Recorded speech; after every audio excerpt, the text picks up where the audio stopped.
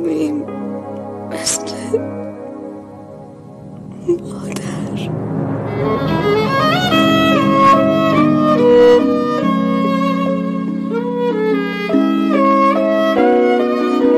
کاشکی میشد بهت بگم چقدر صدا تو دوست دارم، چقدر مثل بچگیام لالاییاتو دوست دارم، سادگیاتو دوست دارم، خستگیاتو دوست دارم، چادر نماز زیر لب خدا خدا تو دوست دارم. کاشکی رو تاقچه دلت آینه و شمدون می شدم، تو دشت ابری چشات یه قطره بارون می شدم.